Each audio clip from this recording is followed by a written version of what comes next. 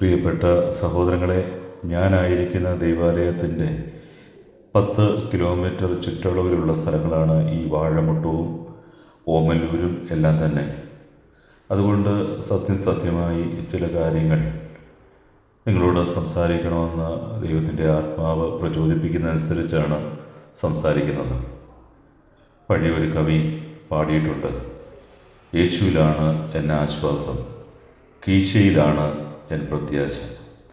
ഇന്നത്തെ ഒരു കാലഘട്ടത്തിൽ സുവിശേഷത്തിന് സംഭവിച്ചിട്ടുള്ള വലിയ ഒരു അപഭ്രംശമാണിത്.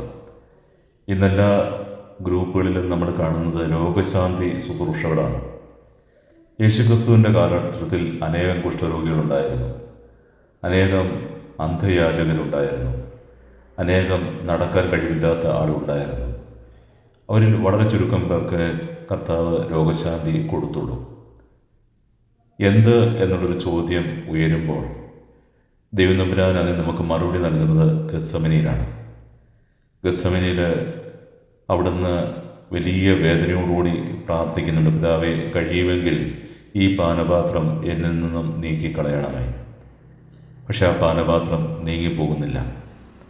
താബോറിലും ജോർദാനിലും സ്വർഗം മറുപടി പറഞ്ഞെങ്കിൽ ഗത്സമനിയിൽ ഒന്നും പറയുന്നില്ല, ഒരരുളപ്പാട് നൽകുന്നില്ല.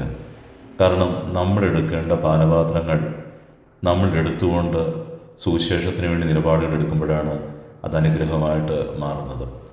കുരിശ് കൂടാതെ ഒരു കിരീടമില്ല. കർത്താവിനെ അനുഗമിക്കാൻ ആഗ്രഹിക്കുന്നവർ തൻ്റെ കുരിശും വഹിച്ചുകൊണ്ട് എൻ്റെ പിന്നാലെ വരിക എന്നുള്ള ആ വലിയ ചിന്ത നമ്മുടെ ജീവിതയാത്രയിൽ സുവിശേഷത്തിൻ്റെ വലിയ ശക്തിയായി പ്രചോദനമേൽക്കട്ടെ. നമ്മൾ ഇന്നത്തെ ഒരു കാലഘട്ടത്തിൽ രോഗശാന്തിക്ക് വേണ്ടിയുള്ള തട്ടിപ്പുകൾ, അതിൻ്റെ പിന്നാലെ അലയുന്ന ആളുകൾ, അതിൽ നിന്ന് കൊഴുക്കുന്നവർ, ഇതൊക്കെ നമ്മളെ വല്ലാതെ ഭാരപ്പെടുത്തുന്നുണ്ട്. കാരണം ഇതാണോ സുവിശേഷം എന്നുള്ളൊരു ചിന്ത, ഈ സുവിശേഷം ഒരു ദുർവിശേഷമായിട്ട് സമൂഹത്തിന് മുമ്പിൽ മാറ്റപ്പെടുന്നുണ്ടോ എന്നുള്ള ഒരു ചിന്ത, അത് വല്ലാതെ വേദനിപ്പിക്കുന്നുണ്ട്. ഈ കാലഘട്ടങ്ങളിൽ നമ്മൾ ഓർക്കാറുണ്ട്, ഒരു വ്യക്തിയെ ഞാൻ ഓർക്കുന്നുണ്ട്, അതിനെപ്പറ്റി ഒരു ദുഷ്ടത പറയുന്നത് ശരിയല്ല എങ്കിൽ പോലും നമ്മുടെ ജീവിതയാത്രയിൽ രോഗശാന്തിക്ക് ഒരു അമിതമായ പ്രാധാന്യം കൊടുക്കുമ്പോൾ നമ്മൾ ശ്രദ്ധിക്കേണ്ടത്, ഈ തൽപര കക്ഷികളൊന്നും വലിയൊരു ക്യാൻസർ വാർഡിൻ്റെ അടുക്കലോ അല്ലെങ്കിൽ അങ്ങനെയുള്ള കാര്യങ്ങളുടെ സംവിധാനങ്ങളിലൊക്കെ അറിയിച്ച് ചെന്നിട്ട് പ്രാർത്ഥിച്ചാർക്കെങ്കിലും സൗഖ്യം കൊടുക്കുന്നതായിട്ട്, അതിന് ധൈര്യപ്പെടുന്നതായിട്ട് നമ്മൾ കാണുന്നില്ല. തങ്ങളുടെ അടുക്കൽ വന്നുകൂടുന്ന കുറേ പാവപ്പെട്ട മനുഷ്യരെ അവരുടെ ജീവിതയാത്രയിൽ അവരുടെ സങ്കടങ്ങളെ, അവരുടെ കണ്ണീരുകളെ ഊറ്റി വാറ്റി വിറ്റ് അവരെ വല്ലാത്തൊരു തലത്തിലേക്ക് ആക്കിക്കൊണ്ട് അവരിൽ നിന്ന് തങ്ങൾക്ക് സമാഹരിക്കാവുന്നതെല്ലാം സമാഹരിക്കുന്ന, അങ്ങനെ കൊടുക്കുന്ന ഒരു സമൂഹത്തെ കാണുമ്പോൾ വല്ലാത്ത വേദനയും ഭാരവും തോന്നുന്നുണ്ട്. കർത്താവ് നമ്മളോട് മത്തായിയുടെ സുവിശേഷം 7-ാമത്തെ അധ്യായം 21 മുതൽ 23 വരെയുള്ള വാക്കുകളിൽ പറയുന്നുണ്ട്, കർത്താവേ, കർത്താവേ എന്ന് എന്നോട് വിളിച്ചപേക്ഷിക്കുന്നവനല്ല, എൻ്റെ സ്വർഗസ്ഥനായ പിതാവിൻ്റെ ഇഷ്ടം നിറവേറ്റുന്നവനാണ് സ്വർഗരാജ്യത്തിൽ പ്രവേശിക്കുക. അന്ന് പലരും എന്നോട് ചോദിക്കും, കർത്താവേ, കർത്താവേ, ഞങ്ങൾ നിൻ്റെ നാമത്തിൽ പ്രവചിക്കുകയും നിൻ്റെ നാമത്തിൽ പിശാചുക്കളെ പുറത്താക്കുകയും നിൻ്റെ നാമത്തിൽ നിരവധി അത്ഭുതങ്ങൾ പ്രവർത്തിക്കുകയും ചെയ്തില്ലേ? അപ്പോൾ ഞാൻ അവരോട് പറയും, നിങ്ങളെ ഞാൻ ഒരിക്കലും അറിഞ്ഞിട്ടില്ല. അനീതി പ്രവർത്തിക്കുന്നവരെ നിങ്ങൾ എന്നിൽ നിന്ന് അകന്നു പോകുകയും അനീതി പ്രവർത്തിക്കുന്നവർക്കൊക്കെ ഇന്ന് കിരീടങ്ങൾ കൊടുക്കുന്ന ഒരു ലോകത്താണ് നമ്മൾ ജീവിക്കുന്നത്. അവർ സപ്പോർട്ട് ചെയ്യാൻ രാഷ്ട്രീയക്കാരുണ്ട്, അവർക്ക് വേണ്ടി സംസാരിക്കാൻ ആളുണ്ട്, ഏത് രീതിയിലും അവർക്ക് കാര്യങ്ങളെ വളച്ചൊടിക്കാനുള്ള കഴിവുണ്ട്.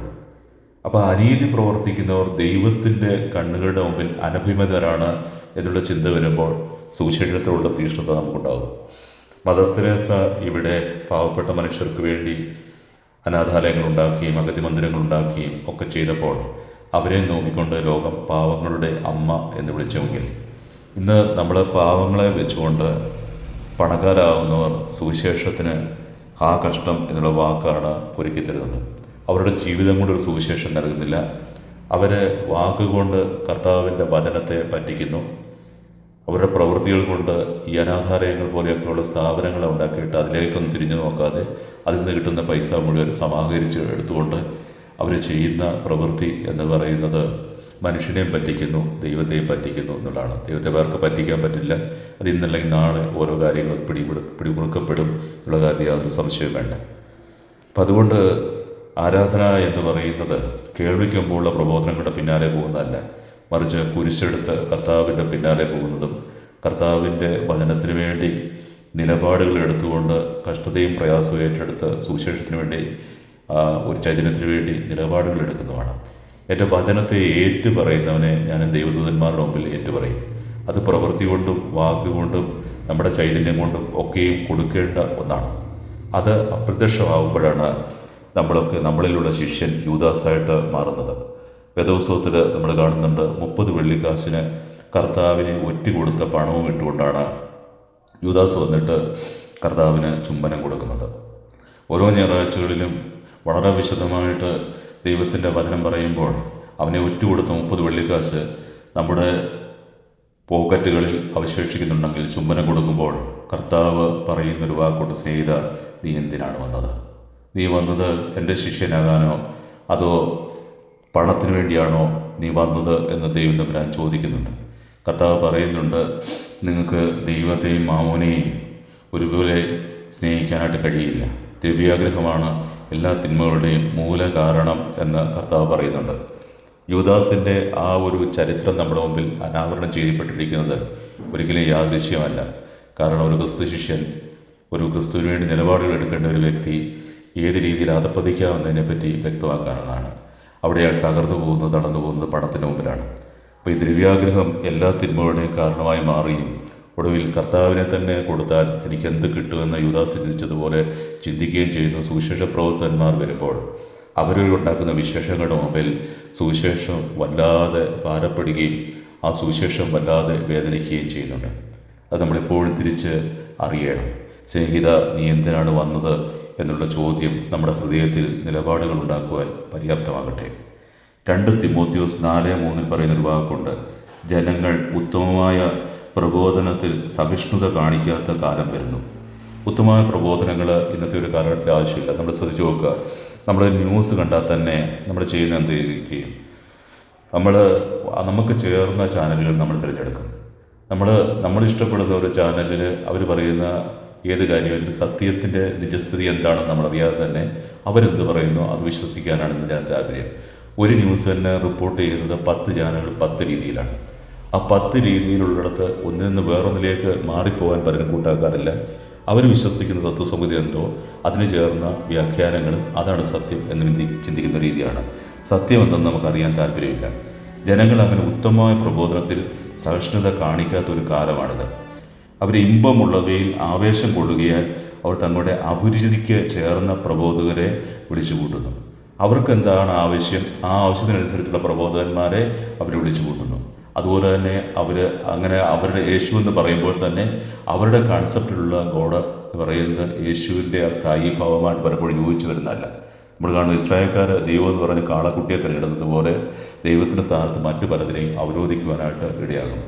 ഒരു ദിവസം അടുത്തായിട്ട് പറയുന്നു, അവർ സത്യത്തിന് നേരെ ചെവിയടച്ച് കെട്ടുകഥകളിലേക്ക് ശ്രദ്ധ തിരിക്കും. രോഗശാന്തിയുടെ 100 അത്ഭുതങ്ങളാണ് നമ്മുടെ മുമ്പിൽ ഇങ്ങനെ മീഡിയസിലൊക്കെ തുറന്നു വെച്ചിരിക്കുന്നത്. അത് കാണാനുമാണുണ്ട്. യഥാർത്ഥമായ ദൈവവചനത്തിൻ്റെ വ്യാഖ്യാനമോ യഥാർത്ഥമായിട്ട് ദൈവവചനത്തിൻ്റെ കാര്യങ്ങൾ അറിയുവാനായിട്ടും ആളുകൾക്ക് താല്പര്യമില്ല. അപ്പോൾ അതിൻ്റെ പ്രത്യേകത എന്ന് പറയുന്നത് കർത്താവ് ഇതെല്ലാം നമുക്ക് വളരെ നാളുകൾക്ക് മുമ്പ് തന്നെ നമുക്ക് തൻ്റെ വചനത്തിൽ കൂടെ ഇത് വ്യക്തമാക്കി തന്നിട്ടുണ്ട്. കർത്താവ് പറയുന്നുണ്ട്, അന്തിമകാലങ്ങളിൽ കേൾവിക്കുമ്പോഴുള്ള പ്രബോധന്മാരെ വിളിച്ചു കൂട്ടും. ഒടുവിൽ മനുഷ്യപുത്രൻ വരുമ്പോൾ വിശ്വാസം കാണില്ല എന്ന് പറയുന്നുണ്ട്. ഇന്നത്തെ ഈ കാലഘട്ടത്തിൽ നടക്കുന്ന പല സംഭവങ്ങളും നമ്മൾ നോക്കുമ്പോൾ കർത്താവിൻ്റെ അന്തിമ വിധിയുമായിട്ട് ചേർത്ത് വെച്ച് നമ്മൾ വായിച്ചെടുക്കണം. നമ്മുടെ ഒരു സ്ഥാപനത്തിലെ പ്രശ്നങ്ങൾ നമ്മൾ അറിയുന്നുണ്ട്. അതിൻ്റെ ഒരു വന്യവയോധികൻ കഴിഞ്ഞ ദിവസം പറഞ്ഞ ഒരു കാര്യം ഓർക്കുകയാണ്. ഒരു 5 രൂപയുടെ ഭക്ഷണം പോലും ഒരു ദിവസം കൊടുക്കില്ല. അതോടൊപ്പം തന്നെ ചോദിച്ചാൽ ഉടനെ മർദ്ദനമാണ്. ഇങ്ങനെയൊക്കെയുള്ള കാര്യങ്ങൾ അദ്ദേഹം പറഞ്ഞു. എത്രമാത്രം ഇതിൽ സത്യസ്ഥിതി ഉണ്ടെന്ന് എനിക്കറിയില്ല. അതിനെപ്പറ്റി അന്വേഷിച്ചിട്ടുമല്ല ചിന്തിക്കുന്നത്. മറിച്ച് അതിൽ പ്രത്യേകത എന്ന് പറഞ്ഞാൽ അങ്ങനെ ഉണ്ടെങ്കിൽ കർത്താവ് പറയുന്നൊരു വാക്കുകൊണ്ട്, എനിക്ക് വിശന്നു, നിങ്ങളെനിക്ക് ഭക്ഷണം തന്നില്ല. എനിക്ക് ദാഹിച്ചു, നിങ്ങളെനിക്ക് കുടിക്കുവാൻ തന്നില്ല. ഒരു വിശക്കുന്നവൻ്റെ സുവിശേഷം തീർച്ചയായിട്ടും അവിടെ തീ കായുക, നീ സുഖമായിട്ടിരിക്കുക, ഭക്ഷണം കഴിക്കുക എന്നൊക്കെ പറയുന്ന വീൺവാക്കുകളോ പൊള്ളവാക്കുകളോ അല്ല. മറിച്ച് വിശക്കുന്നവന് അപ്പം കൊടുക്കുന്നു. വിശക്കുന്നതിന് മുമ്പിൽ അപ്പമാണ് അവൻ്റെ ഭക്ഷണം. പഠിക്കുവാനായിട്ട് ജ്ഞാനം ആർജിച്ചെടുക്കാൻ വന്ന ഒരാളിനെ കൊണ്ട് അടിമയെപ്പോലെ ജോലി ചെയ്യിക്കുന്നതല്ല അവിടെ ദൈവികമായ സുവിശേഷം. മറിച്ച് അവൻ്റെ ജീവിതത്തിൽ അവൻ്റെ കണ്ണുകളെ എപ്പോഴും നന്മയിലേക്ക് നയിക്കുവാൻ തക്കവണ്ണം അവന് ഉയർന്ന സ്ഥിതി ഉണ്ടാക്കത്തക്ക രീതിയിൽ വിദ്യാഭ്യാസം കൊടുക്കുന്ന രീതിയിലുമാണ്. നമ്മളടുത്ത് ശ്രദ്ധിക്കേണ്ടത്, ഓരോ ദിവസവും വന്ന് യാചിക്കുന്നവർക്കെല്ലാം മീൻ കൊടുക്കുന്ന ഒരാൾക്ക് ഏറ്റവും അവസാനം ഒന്നുമില്ലാതാവും. മറിച്ച് മീൻ പിടിക്കാനായിട്ട് ഒരുവനെ പഠിപ്പിക്കുന്ന ആളാണ് ശ്രേഷ്ഠനായിട്ടുള്ള വ്യക്തി. അപ്പോൾ അവൻ്റെ കാര്യം അവൻ തന്നെ നോക്കിക്കൊള്ളും. അങ്ങനെ ഓരോരുത്തരെയും സ്വയം പര്യാപ്തമാക്കുന്ന ഒരു സംവിധാനത്തിലേക്കാണ് കടന്നു പോകേണ്ടത്. അല്ലാതെ എന്നും മനുഷ്യരെ യാചകരാക്കി മാറ്റുന്ന സംവിധാനങ്ങളല്ല നമുക്ക് ആവശ്യം. നമ്മളെപ്പോഴും ജീവിതയാത്രയിൽ ശ്രദ്ധിക്കേണ്ട ഒരു കാര്യം എന്ന് പറഞ്ഞാൽ, സുവിശേഷം എന്ന് പറയുന്നത് കർത്താവ് അപ്പം കൊടുത്തപ്പോൾ തന്നെ അടുത്തായിട്ട് പറയുന്നൊരു വാക്കുണ്ട്, അനശ്വരമായ അപ്പത്തിന് വേണ്ടി അധ്വാനിക്കും എന്ന് പറയുന്നുണ്ട്. ദൈവബോധവും കഠിനാധ്വാനവും ഒന്നിച്ചു ചേരുവാനും അത് ദൈവത്തിൻ്റെ കരങ്ങളിലേക്ക് അർപ്പിച്ച് ജീവിപ്പാനും നമ്മുടെ ജീവിതത്തെ നമ്മുടെ വഴിയൊരുക്കുന്നതാണ് കുരിശെടുത്തുകൊണ്ട് അവൻ്റെ പിന്നാലെ നീങ്ങുന്ന ജീവിതം. നിങ്ങൾ ദയവായിട്ട് ഇതൊരു മഴവാഴ കഥയായിട്ട് എടുക്കരുത്, ഇത് മ്യൂട്ട് ചെയ്യുകയും അരുത് എന്ന് സ്നേഹത്തോടെ ഓർപ്പിക്കുകയാണ്. ദൈവം അനുഗ്രഹിക്കട്ടെ.